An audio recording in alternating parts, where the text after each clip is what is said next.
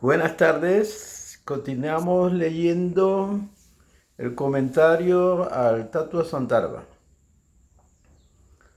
Anumana Pramana.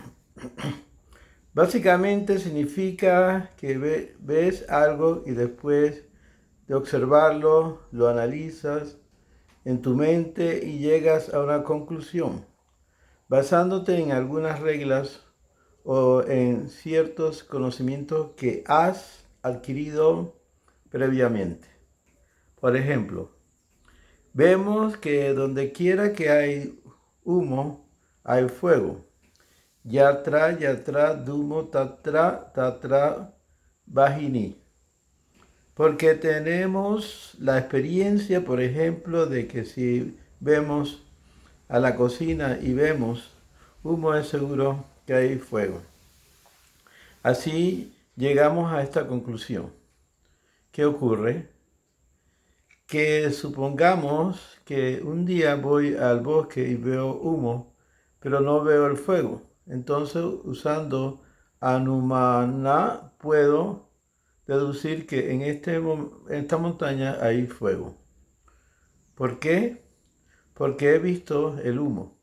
Y como sé que hay fuego, porque existe esta regla de que donde quiera que hay humo, hay fuego. Así llego a esta conclusión. Este proceso de adquirir conocimiento se denomina anumana, el proceso de los sentidos. Hay 5 planteamientos que uno tiene que hacerse. Eso se denomina lógica. En Occidente también usan este sistema que comenzó con Aristóteles, pero ellos lo hacen a través de 3 niveles. En cambio, en la India, en el sistema de la lógica hay 5 niveles. Este Anumana Pramana tampoco es perfecto. Primero porque es limitado. Solo se puede aplicar a cosas que se perciben. Y segundo porque también depende de Pratyaksa. Primero ves algo y luego deduces. Y así como Pratyasa en sí mismo es limitado, este Anumana también es limitado. Además puede apartarse de las reglas que de hecho ya hay en la mente. Por ejemplo, donde quiera que hay humo, hay fuego. Pero para contradecir este punto y demostrar que Anumana es imperfecto, se pone el ejemplo de que puede que haya humo en el bosque y también fuego, pero si súbitamente llueve y se extingue el fuego, aún así puede seguir habiendo humo. Y una persona que vea el humo pensará que hay fuego, pero de hecho ya no hay fuego. Por lo tanto, este pramana se vuelve erróneo. Algunas veces también puede que haya nubes de polvo y que uno piense que es humo cuando en realidad no lo es. Uno al final percibe a través de los ojos y estos pueden estar sujetos a ilusión. Algunas veces incluso la niebla parece humo. Estas son las limitaciones y por eso uno debe llegar a Sadha Pramana. Sadha Pramana son las afirmaciones o las palabras de una persona a la que se llama Akta. Akta significa Yadhanto Bhakta o alguien que habla la verdad. Porque el uno no habla la verdad, sus palabras serán siempre erróneas. Se refiere básicamente a una persona fidedigna, fiable. Este tipo de personas están libres de defectos. Algunas dicen que se pueden considerar como apta pramana. Las palabras de sabios como Gautama, Kapila, etc. Y otros dicen que solo a la palabra de Dios o la de sus devotos se las puede considerar acta pramana. Básicamente, Sadha Pramana significa los Vedas, que son los escritos más autoritativos que existen. Arsa Pramana significa las afirmaciones hechas por los sabios. Arsa y Rishi se traduce del sánscrito como alguien que ve, un observador. Este proceso también se considera autoritativo porque los sabios ven la realidad, pero también hay alguna probabilidad aquí, porque en el Mahabharata se dice Nasan Rishi Yasyam Mata Na Vidanam.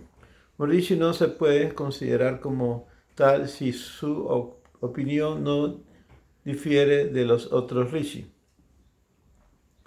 o un muni. Vemos realmente que muchos rishis han propuesto filosofías, pero debido a que hay contradicciones entre unos y otros, es un problema saber quién está correcto y quién está equivocado. Por ejemplo, Gautama dice una cosa, Kanada dice otra cosa y ambos son lógicas. Pero hay ciertos puntos donde se diferencian uno del otro. Esto tampoco es muy fiable. Aunque hay cierta fiabilidad, no hay completa seguridad. Upamana Pramana. Este Upamana significa similitud, como cuando se dice que una vaca azul es como una vaca. Ahora bien, nunca hemos visto una vaca azul, pero digo que una vaca azul es como una vaca, así que tan pronto como vayamos al bosque y veamos este animal, inmediatamente concluiremos que es una vaca azul. Nunca se nos había dado descripción del animal, pero por el proceso de semejanza determinamos que es una vaca azul. Esto es Apumana Pramana. Artapati Pramana. Es como observar, uno ve el efecto y entiende la causa. El ejemplo que se da en la historia de un hombre que se llamaba Devadatta, él era muy gordo, pero durante el día no comía. ¿Qué significa esto? Estaba muy gordo, pero durante el día no comía. Se concluye que debería comer por la noche para encontrarse así. Esto es lógica.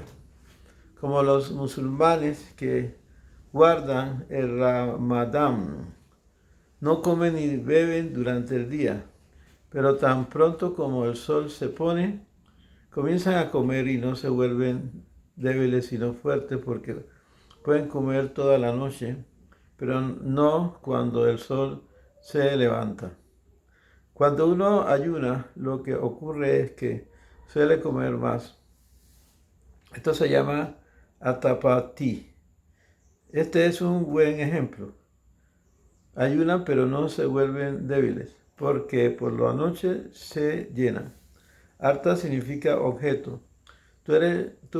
Tú ves que no comen, pero que están gordos. Apati significa adquirir conocimiento u observar. Abhava Pramana significa no existencia, algo que no se obtiene. Por ejemplo, decimos que aquí no hay un recipiente. Tomamos este conocimiento por la no existencia del recipiente porque en realidad no está ahí. No lo vemos. De la característica del objeto también adquirimos conocimiento. Sin embargo, algunas personas dicen que también hay percepción de ellos y que no hay necesidad de clasificarlo como un proceso separado porque la no percepción es una forma de percepción. Ellos dicen, ¿cómo llegas a saber que no hay un recipiente aquí? La respuesta es porque lo veo. ¿Cuál es la función de los ojos?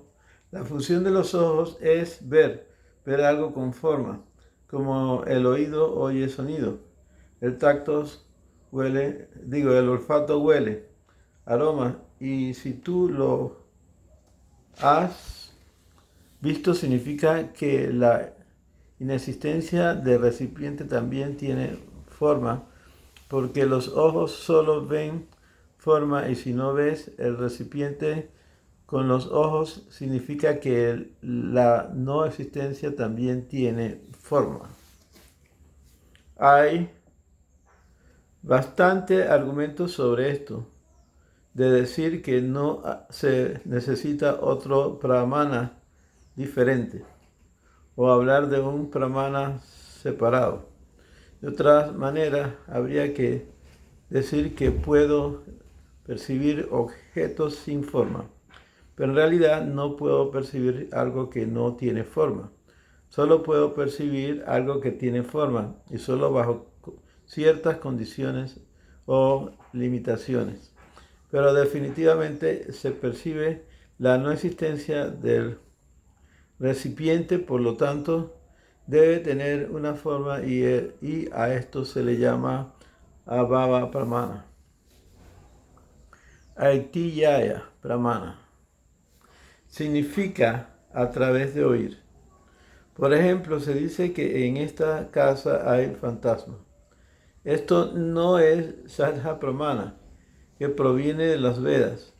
Tampoco es Pravyakta Pramana. No hay Anumana, ni Upamana, ni Abhava.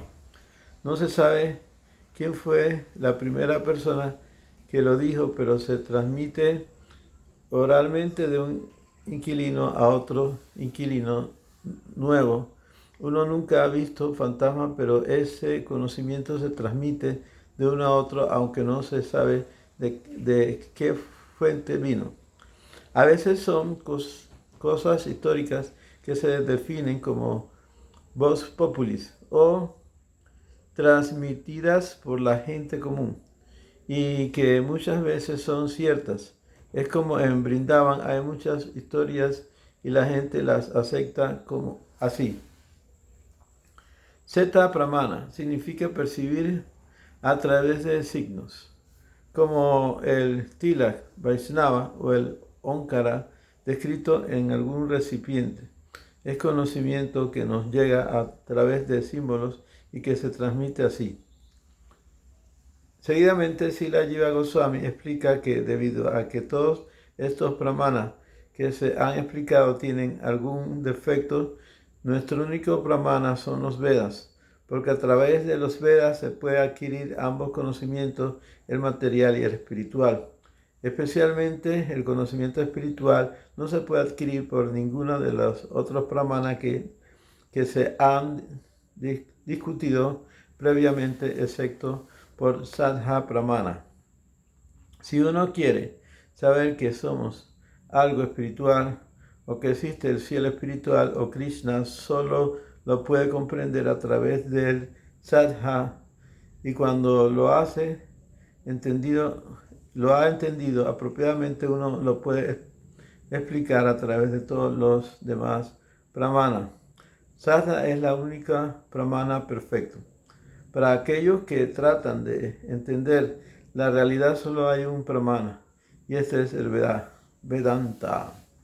El soporte de todos los pramanas, el más elevado y el que está más allá de todo, es inconcebible, maravilloso y además no es material sino trascendental. Ahora explica por qué Anumana no es superior, porque mucha gente lo considera superior y porque eso él va a dar razones. Hay gente que dicen que a través de la Anumana se pueden ver muchas cosas que uno no percibe directamente, pero ahora Srila Jiva Goswami va a explicar los puntos en contra.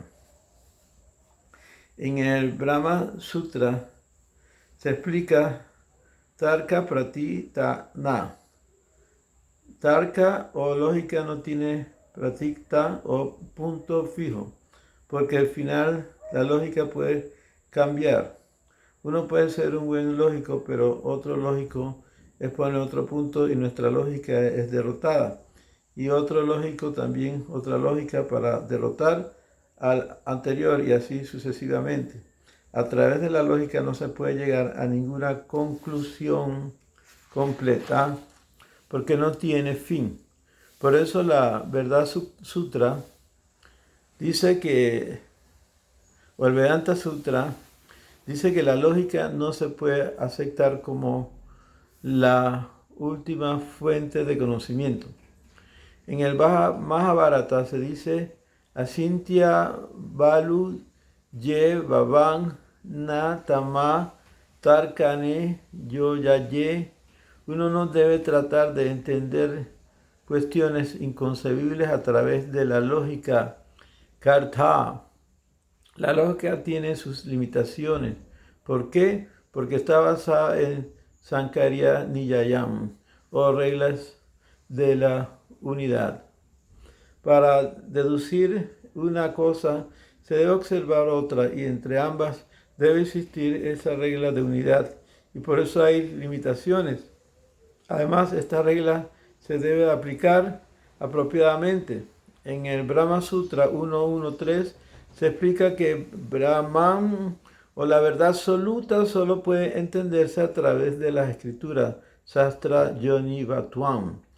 Yoni significa fuente, la fuente de conocimiento del Brahman es el Sastra. El Shruti es autoritativo porque proviene de los Vedas, porque está basado en Sadha o la afirmación hablada por Dios. Priti Devam Manusyanam Veda Chasu Tavaswaram Sayatu Anupalat de Arte Sadhya Sadhana Yodapi. Oh Señor, tú tienes diferentes manifestaciones y tus Vedas son los únicos ojos para comprender tanto a los seres humanos como a los antepasados y a los semidioses. Bhagavatam 11:24. Nuestra Sampradaya acepta 3 brahmanas, Sadha, Prajaksa y Anumana. Y con estas citas, Srila Jiva Goswami establece que de todos los brahmanas, el más importante es el Sadha Brahmana y el Sadha más importante es el Vedanta, porque es Anurusaya. Los Vedas no son afirmaciones de ningún ser humano. Sadha Atma Vakyam Sadha. Sadha significa afirmaciones hechas por una persona autoritativa o autorizada. De esta forma, Dios es el más autorizado de todos y estos Vedas no los han escrito ningún ser humano. Pero con los Vedas también hay algún problema porque en la época actual es muy difícil entenderlos. ¿Por qué? Porque no existe ningún Guru Paramparam védico. Antes había maestros que enseñaban los Vedas, pero ahora en la India no se encuentra ninguno. Y si uno encuentra alguno, generalmente lo que suele enseñar es cómo cantar los mantras védicos. En algunos lugares se enseña cómo cantar, pero no se enseña el significado. Y lo más importante es comprender el significado. Está bien cantar, pero no es lo más importante porque no entiendes ni una palabra de lo que cantas. Este problema no viene de ahora, sino que en aquella época ya existía este problema. Incluso al principio del Kali Yuga ya existía este problema. Por esta razón, Srila Vyasadeva compuso los Vedas, que originalmente eran uno solo, dividiéndoles en 4 partes, creando diferentes ramas de cada uno, porque incluso en aquella época había personas que no podían estudiar los 4 Vedas juntos. En Satya Yuga había personas que podían hacerlo también, tenían una capacidad esa capacidad de poder leer el Veda completo, pero al llegar Kali Yuga, la capacidad del ser humano disminuye, por eso era imposible estudiar, porque en Kali Yuga no solo disminuye la capacidad intelectual, sino también la duración de la vida, y generalmente toma bastante tiempo estudiar. Antiguamente, cuando las personas iban al Gurukula a estudiar, solían permanecer allí durante 48 años estudiando los Vedas y después, desde el principio, decidían si permanecerían como brahmachari o si se casarían después de haber finalizado sus estudios.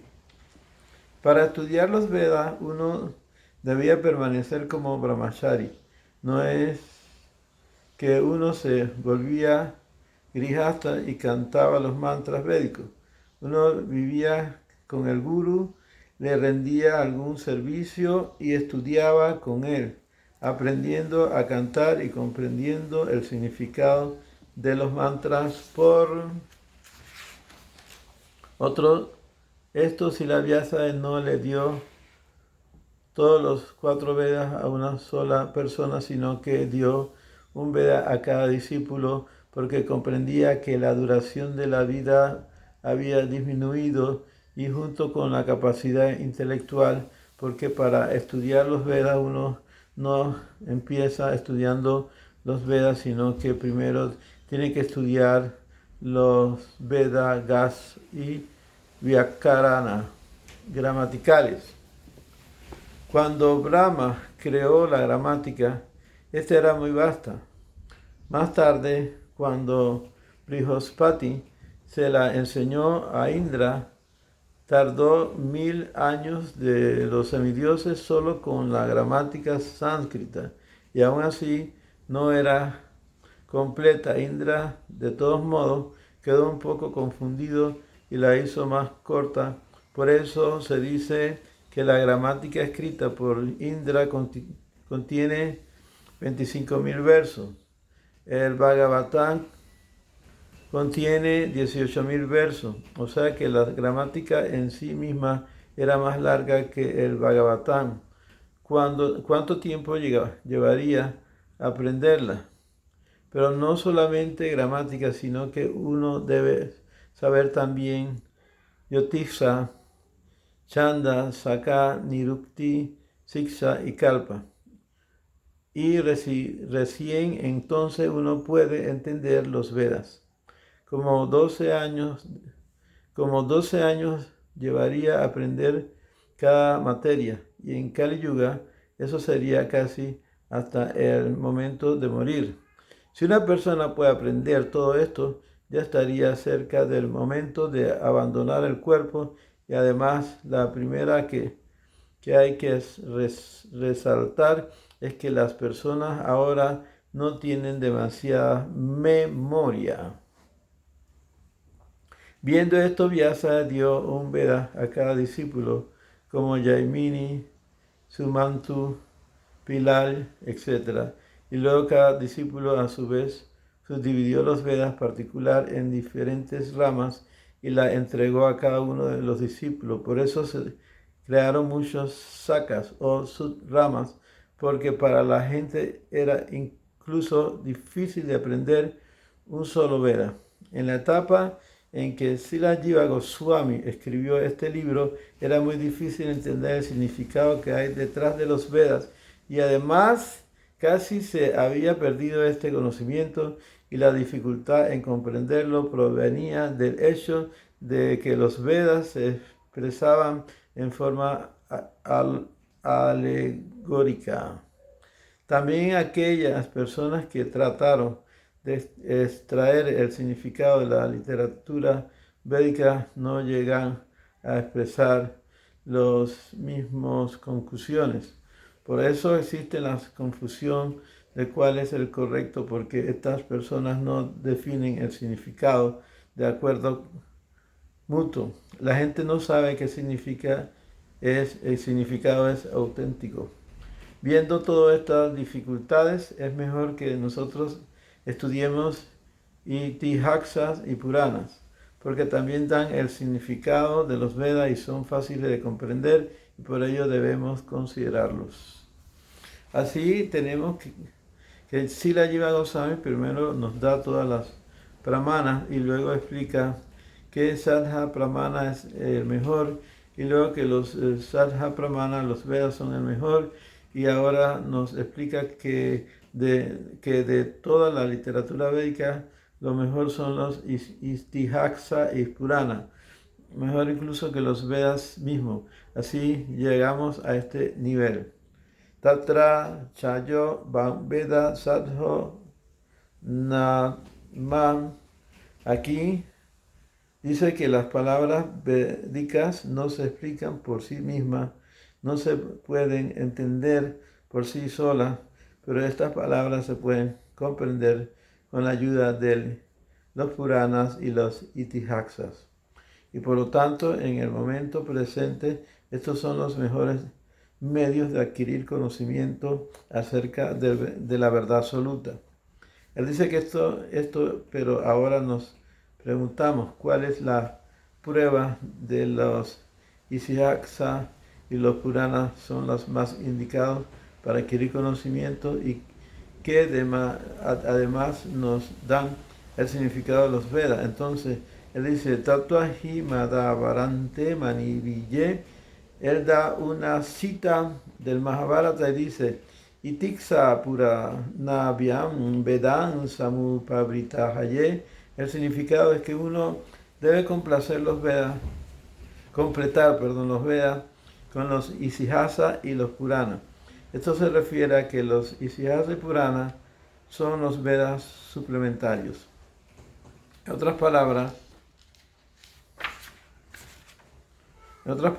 se dice Purnam Purnam, porque a los Puranas se los llama Puranas. Esto es debido a Purnam, lo cual significa completar o hacer que algo incompleto sea completo. Y debido a que los Puranas hacen que los Vedas sean completos, por ello se llama Puranas. Este estudio de los Puranas es importante por ello.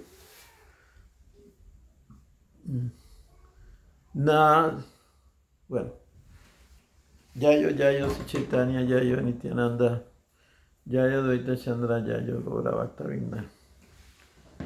Sri Krishna Chaitanya Prabhu Nityananda, Sri Advaita Gadadha Srivasani Gaura Bhakta-vrinda.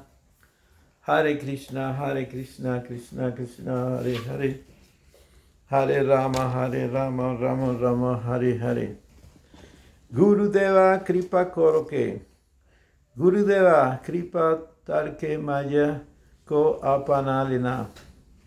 Mani Sarana Pada Tari Sharano Me Yagadena. Sharano Me Yagadena. Gurudeva, otórgame tu misericordia y considérame tuyo. Yo me he refugiado en ti. Por favor, concédeme un lugar en tus pies de loto. Karuna Nahini Namatera Karuna Varasavatum Soye Juve Bayon Ko He Nata Yagotum He Nata Yagotum Merinomba Varandale Use Paran Logadenan. Por favor, derrama tu misericordia sobre mí, pues tú eres el almacén de la misericordia. Oh mi Señor, solo entonces despertará mi dormida fortuna. Mi embarcación ha sido atrapada por un remolino. Por favor, llévame al otro lado de este turbulento océano material. Tunsukake Sangaraje Bhakti ke Saharego Mori Manje Samayeho Miche Prato Sepiatanjo Niyamala Yaputeri Mereda Sabulodena. Tú eres el océano de felicidad y el refugio del Bhakti. Tú eres más querido que mi propia vida y siempre estás en mi mente. Yo canto tu nombre todos los días. Por favor, ignora mis defectos. Mahi Sarita que sabe Kahum Guru Karano Kadana Humahi Matambulana Muhe Isa Yagame Akalahum Tere Dara Kavi Hari Hum Nahi Virse Bula Denam.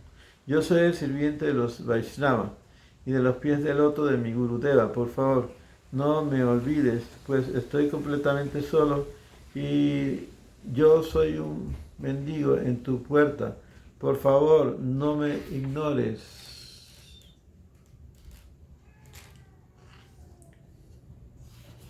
Haribol, Haribol, Haribol, Haribol.